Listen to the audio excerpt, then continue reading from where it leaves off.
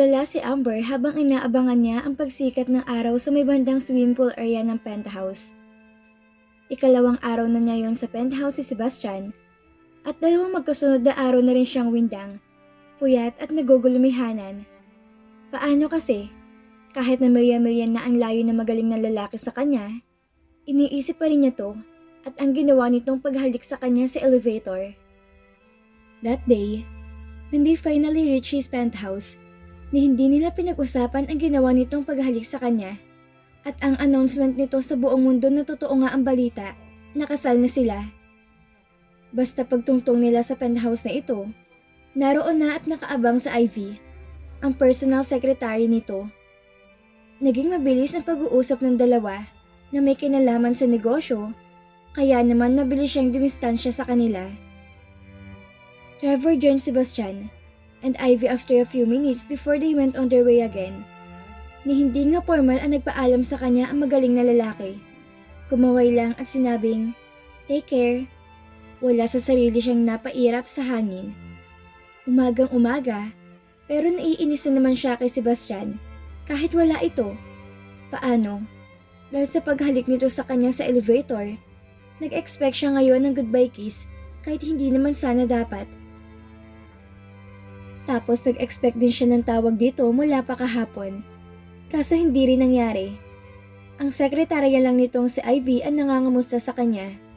Pero lagi namang nagmamadali dahil marami raw iniwan na trabaho rito si Sebastian. At kahit man lang sana sa text message, wala rin pinadadala sa kanya ang magaling na lalaki. Kaya heto siya ngayon, parang mulala na nagpapakapuyat sa kakaisip sa peking asawa niya, kahit na hindi naman dapat. 2 araw na niyang sinasabuhay ang pag-e-expect, malapit na niyang marating ang 100% na kagagahan. Peste talaga? Ano ba kasing meron sa lalaking yun at bakit siya nagkakaganon? Kusang naglista ang isip niya ng mga bagay na mayroon si Sebastian na sadya naman talagang kaaya-aya. Gwapo ito, mayaman, may pinag-aralan, may kapangyarihan ng abuhing mga mata. Natigilan si Amber at tumuwid ng upo sa Sanchez lounge chair. Mukhang nagayuma siyang talaga ng kapangyarihan sa mga mata ni Sebastian. Ang mga mata talaga nito ang salarin kung bakit siya nagkakaganon. Dapat talaga, hindi na siya nakikipagtitigan kay Sebastian eh. Sa susunod, hindi niya talaga gagawin. Delila, ikaw ba? May nakilala ka ng tanda na may mga kapangyarihan din sa mga mata? Baling ni Amber sa manok na nasa kulungan at abala sa pagtuka sa pagkain nito. Nag-angat ng tingin sa kanyang inahin. Pumutak bago muling ipinagpatuloy ang pagtuka. It was the same chicken Sebastian rescued from Lila Mati. She and Sebastian agreed to name it Delila. Inahabili nila ang manok kay Trevor bago sila lumipad patungo sa Las Vegas. And seeing the chicken now, eating happily and seemed to be contented with his life. Parang naiinggit naman siya sa manok. Buti pa to, kahit nakukulong masaya pa rin. Mukhang walang problema. Eh ako, hindi naman nakakulong, pero dapat magstay at home. Dahil target siya ngayon ng mga chismosa. Tapos, puyat pa siya kakaisip sa magaling na lalaki na wala namang tagang pakaalam sa kanya. Pero biktima na siya ng mga mata nitong sadyang may kapangyarihan. Lalong nanikwas ang nguso niya at lihim na ring napapadyak. Muli namang pumutak si Delila. Bumaling siya ulit sa manok. Delila, mukhang masarap ang buhay natin ah. Prayer reveal naman dyan. Aniya, bago lalong nalukot ang muka. Oh my God, pati manok kinakausap at kinaiingitan na niya. Palala na siya ng palala ah. Baka bukas makalawa. Hanapin na rin niya sina Basilio at Crispin sa kumpanaryo ng simbahan. Nagmamadaling tumayo si Amber at naglakad pabalik sa loob ng penthouse. Bababa siya ngayon, pero hindi siya lalabas ng hotel. Kailangan niya makausap si Marie. Magpapahanap siya rito ng albularyo o kaya espiritista na pwede manggamot online. May mga nakita na siyang ganoon noon eh. Baka lang sakaling umayos ang kanyang pakiramdam. Dahil desperado na siyang itaboy ang kamalasan na lumukob sa kanya. At sa ngayon, Si Marie lang ang pinakamalapit sa kanyang kakilala niya. Besides, hindi naman siya aalis sa hotel. So technically, hindi niya naman susuwayin ang bilin sa kanya ni Sebastian. Tama, bababa siya at magpapahanap ng manggagamot. Kailangan niya yon para sa preserbasyon sa kanyang katinuan. Nagmadali siyang nagpalit ng damit. Sinuot niya ang pantalon at blouse na pinatungan ng hoodie. Dahil hindi niya alam kung kailan magiging madaling gamitin ng pagdidisguise, nang masiguro niyang maayos ang kanyang hitsura. Pinulot lang niya ang kanyang cellphone sa bedside table bago dahan-dahang lumabas ng penthouse. Nakahinga pa siya na maayos nang wala siya makitang anumang bantay sa labas ng penthouse. Kaya naman, dali-dali siyang sumakay sa lift pababa sa lobby ng hotel. Pagdating doon, agad niyang isinuot ang hood ng kanyang jacket bago tinumbok ang quarters sa mga hotelmates. Saktong pagsilip niya roon, agad niyang nakita ang bulto ni Marie. Otomatiko siyang nabuhayan ng loob. Inaabangan niya ang paglabas nito. Ate Amber? Nanlalaki ang mga matang sambit nito na makita siya bago nagpalingalinga. Nang muling bumaling sa kanya, sumasayaw na ang mga mata nito at kung todo na rin ang ngiti. Ikaw ate ha? Hindi mo sinabi na kasal na pala kayo ni Sir Sebastian? May tukaan pang naganap sa elevator. Bumungis-ngis ito at marahang tinampal ang braso niya. Lumuwa ang mata ng mga chismosa at inggitera sa atin eh. Halos hindi na nga sila umaalis doon sa tindahan ni Aling Lolita. Mukhang pasmado na rin ang mga bibig kakachismis sa inyong dalawa ni Sir. Tapos, Marie, kailangan ko ng tulong mo. Putol niya rito. Nangunot na o ito. Tulong? Ano namang tulong ate? Hanapan mo ko ng albularyo, espiritista, o kaya manggagamot. Pwede ring manghuhula. Basta yung pwedeng kausapin online. Bakit Nausog ka ba? Kumurap siya. Oo, nausog ako. Tumango-tango ang babae at puno ng kumpiyansang humawak sa bewang nito. Huwag ka mag-alala ate Amber. May kakilala yung tiyahin ng kaibigan ng pinsan ko. Magaling. Ulam, usog, sumpa, bati, mumu sa jar. Name it. She evaporates it. Hindi na ito nag-aksaya ng panahon. Kinuha nito ang cellphone mula sa bulsa at tumipa roon. Madam Chacha, may nangangailangan ng serbisyo mo. Nito bago bumaling sa kanya. Tahimik na pinagmamasdan ni Amber sa kanyang cellphone ang babaeng pinakilala ni Marie na si Madam Chacha. Ang babae, na tila nasa early 50s, ay nakasuot ng makakulay na damit na batik, isang dilaw na bandana, makapal na salamin sa mata, at isang salansan ang mga pulsera sa kumpletong kulay ng bahaghari. May mga kakaibang gold trinkets at nasusunog na insenso ng background ng babae. Nagdagdag ng kaunting eccentricity sa aura nito. Nakabalik na siya sa penthouse at isinama niya roon si Marie. Tinawagan niya si Ivy para sabihin sa manager ng hotel na sasamahan niya si Marie sa araw na ito. Subalit, hindi niya kasama si Marie sa kwarto niya ngayon. Iniwan niya to sa sala nanonood ng TV at kumakain ng chichirya. Sa totoo lang, kinakabahan siya na parang hindi. Determinado siyang malaman kung ano maaaring mangyari sa kanya. Pero at the same time, natatakot din siyang malaman kung ano ba talagang problema niya. Pinagmasdan niya ang babae habang nakapikit at may binulong na hindi niya marinig. Pagmulat ng babae, ay agad nitong inabot ang bell na nasa harapan nito at pinatunog iyon. Umalingaw-ngaw ang matinis na huni niyon sa loob ng kanyang silid. The sound irritated and relaxed her at the same time, which is weird. Maya-maya pa, sinindihan na ng babae ang hawak nitong nilukot ng mga dahon-dahon. Pinaikot-ikot ang babae ang usok gamit ang kanyang mga kamay. Bago nito tinapik ang screen na para bang inuutusan ng usok na dumaan sa harang pagitan nila.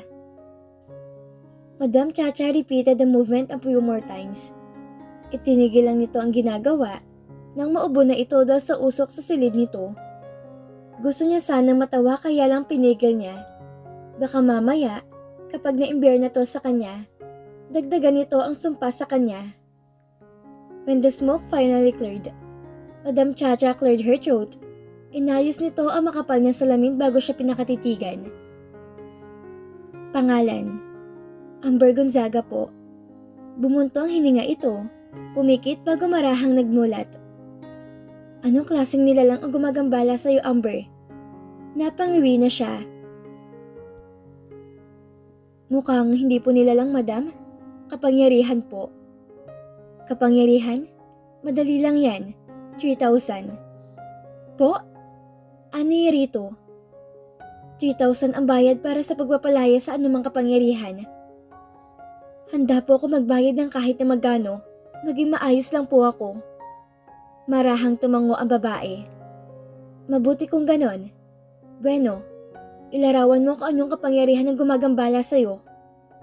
Huminga siya na malalim at nagsimulang ikwento sa babae sa mga nangyari sa pagitan nila ni Sebastian na tinukoy niya bilang anonymous. Sinabi ni Amber ang pagkatulala niya tuwing napapalapit sila ng lalaki. Ang kawirduhang bumabalot sa kanya sa tuwing nalalagay sila sa mga sitwasyong alanganin. Gusto ko po sanang wag na maramdaman ang mga yon. Kung pwede po tanggalin niyo, madam. Aniya, pagkatapos niyang magkwento. Sandaling tumitig sa kanya ang babae. Maya-maya pa, kumurap-kurap ito at napahawak sa noo nito. May binulong ang babae. Ilang sandali pa. Sandali lang. Anito bago tumayo at naglakad palayo sa screen. Pagbalik ni Madam Chacha, wala na ang makapal na eyeglass nito sa bandana. May bit-bit na ring beer in can, mukhang problemado. Pagkupo nitong muli sa harap ng screen, tumungga muna to ng beer bago nagsalita. Neng, alam ko magaling ako, pero hindi ko kayang paalisin ang kapangyarihan na sinasabi mo. Anong laban ng powers ko sa pagmamahal? Napakurap siya. Pagmamahal po? Oo, pagmamahal. Tugudog my heart. Sharamdam, sabi ng singer. Bakit hindi mo ba alam ang sintomas sa mga taong in love? Para siyang nabingi sa sinabi ng babae. Nag-flash sa kanyang isipan ang mga pangyayari noong mga nakaraang araw. Sa mga sandaling pinagsamahan nila ni Sebastian sa Apari, ang panahon ay kinasal sila at ang paraan ng pag-aliw nito sa kanya nang siya ipinahiya ni Callum. Ang galit na kanyang nararamdaman na matagpuan niya si Sebastian nakausap si Hannah at ang oras na muntik na sila maghalikan sa treehouse sa Lake Tahoe. Napabuntong hininga siya nang tumama sa kanyang iba't ibang emosyon. Paano siya na in love kay Sebastian ngayon? She's supposed to hate him for everything that he had put her through. Dapat ikinasusuklaman niya to dahil sa pagdadala ng kaguluhan sa kanyang mapayapang buhay. She's not supposed to love him. Hindi. Kapag ang kanilang kasal itatagal lamang ng 6 na buwan. Naku, Neng, mukhang gayom ang kailangan mo. Hindi ka ba mahal ng mahal mo? Huwag ka mag-alala, Neng. Walang imposible sa pagmamahal. Ani pa ni Madam Chacha bago muling lumagok ng alak. Hindi siya sumagot.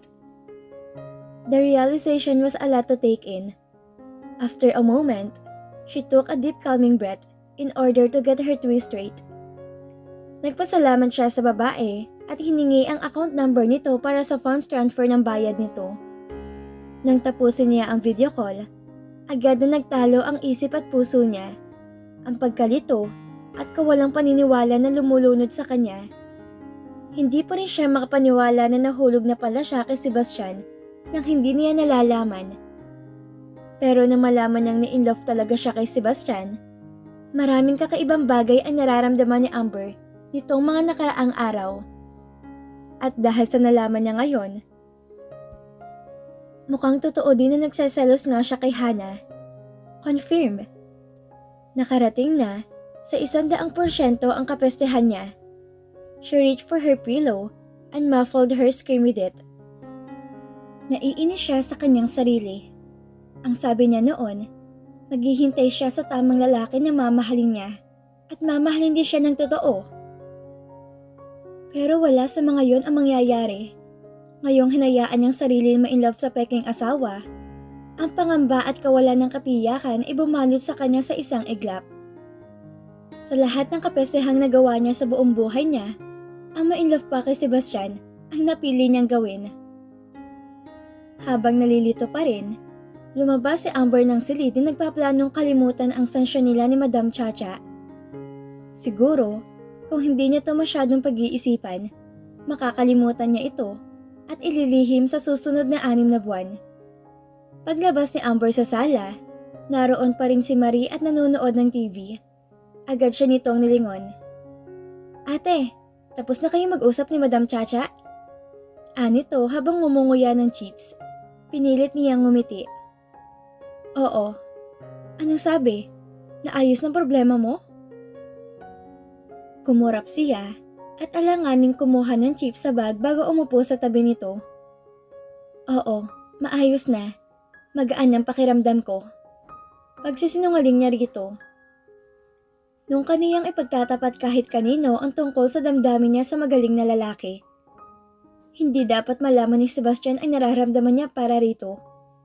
Dadalhin niya ang sekretong yun hanggang sa kanyang hukay. "Sabi ko naman kasi sa'yo magaling yung si Madam Chacha." Anito bago nagkwento tungkol sa mga napagaling umano ni Madam Chacha sa probinsya ng mga ito. Sa totoo lang, wala siyang naintindihan sa kwento ni Marie. Lumilipad ba rin kasi ang kanyang isip? "At saka ate, kung wala tayong ibang gagawin, baka pwedeng maaga kong umuwi ngayon. Maglalaba pa kasi ako. Alam mo na, katulong sa trabaho pati sa bahay, katulong pa rin." Nahihiyang sabi nito. Marahan siyang tumango. "Ayos lang Marie, okay na ako nasamahan at natulungan mo ako ngayon, kahit paano. Pwede ka nang umuwi kung gusto mo." "Talaga ate? Salamat. Basta kung may kailangan ka pa, tumawag o mag-text ka lang." Sinserong sabi nito bago tuluyang nagpaalam. Nagtuluyan siya mapag-isa. Ginugol niya ang kanyang buong maghapon sa panonood ng series. Sandali niyang nakalimutan ang problema niya dahil doon. But when night came, bigla niyang naalalang i-check ang kanyang cellphone. She was hoping that Sebastian had a message for her. But just like yesterday, wala pa rin tong message sa kanya. Naghihinakit man, mabilis niyang pinangaralan ang sarili na huwag masaktan dahil wala siyang karapatan. She then busied herself preparing dinner for herself. Inilipat niya ang channel ng TV sa paborito niyang lifestyle at fashion show. A show ay tungkol sa Hong Kong Fashion Week. Nakita na rin namin ang modelo at aspiring designer, ang ever-lovely Hannah Del Valle, kasama kanyang date for the night, ang controversial billionaire na si Sebastian Smith ng Gold Hotel International. Oh, what a lovely pair! Anang host. Agad siyang bumaling sa TV at doon niya nakita sina Sebastian at Hannah na naglalakad sa red carpet. All smiles, happy and perfect. Isang alon ng sakit ng agad na nabuhay sa kanyang puso. Pigilan man niya ay hindi niya magawa. Kaya pala hindi siya nito naaalala dahil magkasama to at si Hannah. Gusto niya sanang manumbat, magmura, magalit, pero wala akong karapatan. Hindi niya tunay na asawa si Sebastian. Hindi na itinuloy ni Amber ang kanyang hapunan. She switched off the TV and went straight to her room. Again, she cried herself to sleep. Pigil ang hininga ni Amber habang binubuksan niya ang pinto ng penthouse ni Sebastian. It just past 5 in the morning at hindi pa lumalabas ang liwanag sa labas. At umaasa siya na walang masyadong tao sa lobby na pwede makakilala sa kanya at pigilan siya sa nais niyang gawin. Tatakas na naman siya ngayon. Kung kahapon, hanggang sa ibaba lang siya ng hotel ngayon, desidido na siyang umalis ng hotel at umuwi sa kanyang bahay. Ayaw na niya rito. Kagabi, habang naiinis siya dahil sa magaling na lalaki at kay Hannah, napagtanto niya na iisa lang ang solusyon para maprotektahan niya ang kanyang sarili. Ang tuluyan ng layuan si Sebastian. Kahit napagchismisan siya ng buong Pilipinas at kuyugin ng mga baliw na fans ni Claire na hindi makamove on, ayos lang sa kanya. Bastang importante, makalayo siya kay Sebastian. Ayaw niya na ulit kasi na maranasan ng kagabi. Ang masaktan kahit na wala naman talaga siyang karapatan. Her marriage with Sebastian is fake. Kagaya rin ng mga hinabi niyang kasinungalingan sa makakilala nilang dalawa. At ngayong sigurado na si Amber na nai-inlove na siya kay Sebastian, her only option now is to save herself from further hurt and pain by distancing herself from him.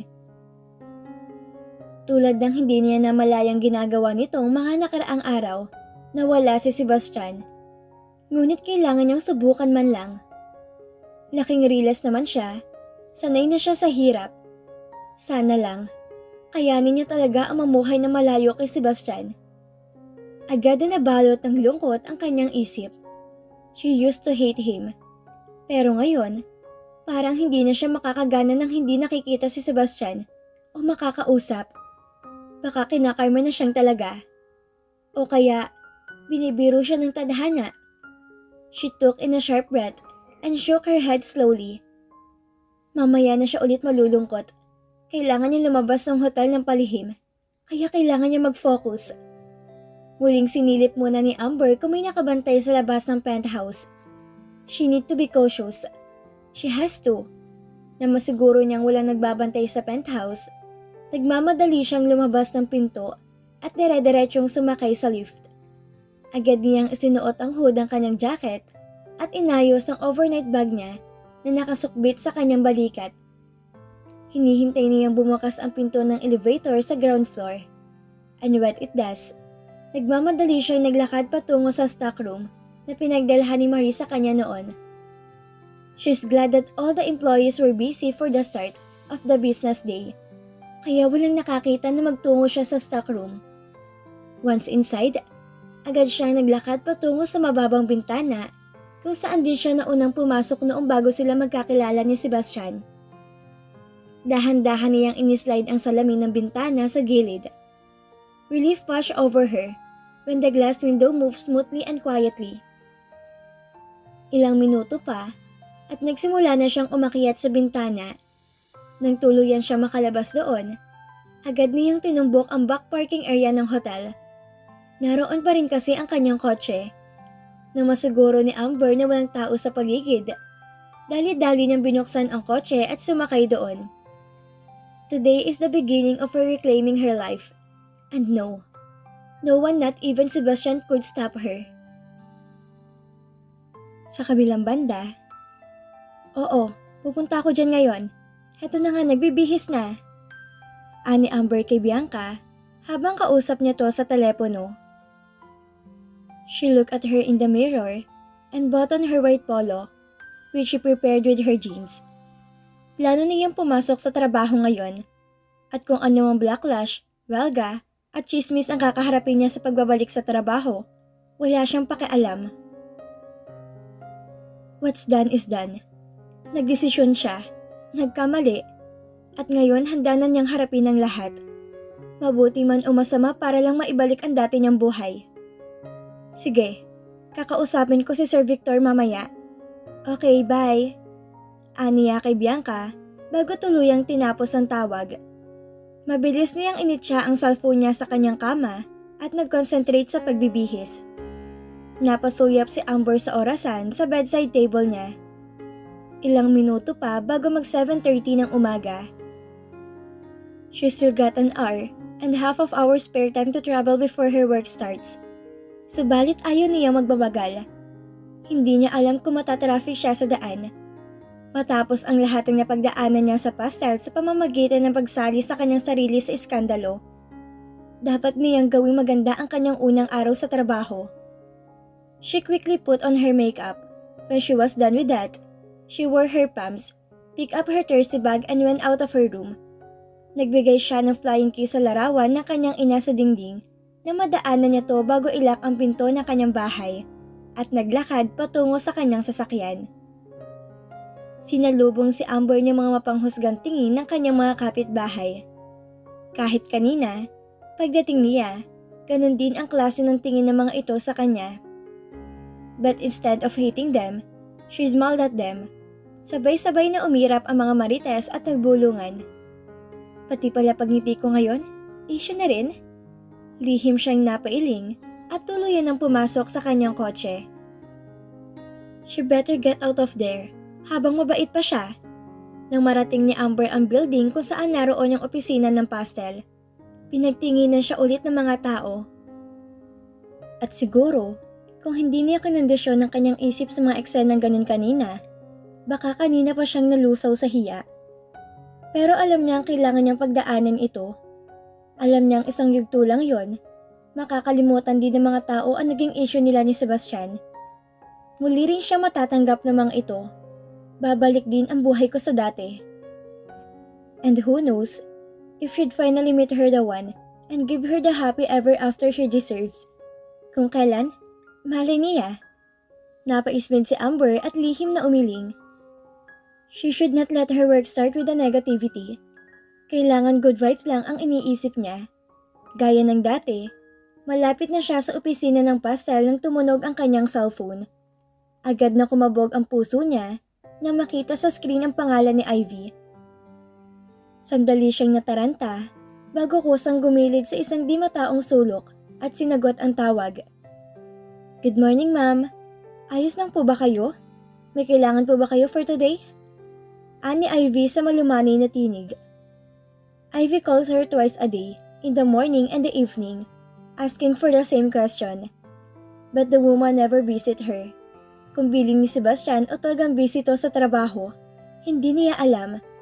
At okay na rin na hindi to umaakyat sa penthouse dahil nakapuslit siya ngayon. I'm okay, Ivy. Don't worry about me. Okay, ma'am. Just call me when you need anything. Have a nice day. Ani to. Thank you. Aniya bago pinutol ang tawag. Hindi pa man nakakahakbang si Amber patungo sana sa opisina nila nang may magsalita sa kanyang likuran. Nice to see you again, Mrs. Smith. Anang pamilyar na boses. When she turned, agad ang kanyang naging pagngiti. It was Drew de Ocampo, kanyang kaibigan at matagal nang manliligaw. So, you're pregnant? Ani Victor sa kanya, ang kapatid ni Bianca. They were inside Bianca's office at Pastel. Kasama din nila doon si Drew na tagang sasadyain pala si Victor para kausapin. Umiling siya. I'm not. Kakatapos lang ni Amber magpaliwanag kung ano talagang totoong nangyari sa kanila ni Sebastian. Well, just a part she'd allowed to tell. Of course, kahit na wala na siya sa poder ni Sebastian, she wouldn't out herself nor him to other people. Mananatiling sekreto ang kanilang sekreto kahit matapos na kanilang kontrata. See? I told you she's not pregnant, Victor. Ani Bianca sa kapatid nito. Masyado ka lang nakikinig sa mga chismis? Sabi pa nito bago humigop ng kape. Nagsalubong ang mga kilay ni Victor. Hoy Bianca, bantay mo yung bibig mo. Nasa office tayo. Technically, I'm your boss. Saway nito sa kapatid. Yeah, whatever boss. Sarkastikong sagot ni Bianca at umupo na sa set ilang hakbang sa office table nito kung saan sila naroon. Inokyo pa ni Victor ang upuan ng kanyang kapatid at sila ni Drew ay nakaupo sa dalawang receiving chair. Nagbuga si Victor ng hininga at marahang umiling. She knew Victor was trying to keep his cool. Madalas, kahit na ito ang nakatatanda, si Victor ang nagpapakumbaba sa dalawa. Maybe because Bianca is the only daughter and the youngest. Isang sumbong lang ng kaibigan sa mami nito, tiyak na masasabon si Victor ng isang oras. Minsan na niya itong nakita at hindi yun maganda. Very well. Dahil ang lahat ng yun ay naayos na. Simula ngayon, we will move forward na parang hindi nangyari ang skandalo. Naniniwala ko na wala na mangyayaring ganito, Amber. Tandaan mo, dala mo ang pangalan ng kumpanya at tiyak na hindi makakaligtas si Pastel sa isa pang iskandalo na kasing laki nito. Are we clear? Ani Victor. Rest assured, sir, na wala na mangyayaring ganito. Paninigurado niya. Great. The Chen's family did it again. Ani Drew at mahina pang bumalakpak. Please, Drew. Bianca rolled her eyes at tiniyukot ang mukha sa inis. Bakit ka ba nandito? Bianca, chill out. Masyado pang maaga para maging masungit. Pangaasar pa nito sa kaibigan. Hindi sumagot si Bianca at umirap lang bago bumulong-bulong. Very well. Since naayos na namin ang concern ni Amber, I can now talk about the collaboration of SCN with Pastel. Ani Drew maya-maya. Collaboration? Si Bianca at lalo nagsalubong ng kilay. Yes, SCN is cooking a new magazine show. The format is more like Pastels. To be honest, it is pastel only done on TV edgy, unique and refreshing. And we are looking for talents to host the show.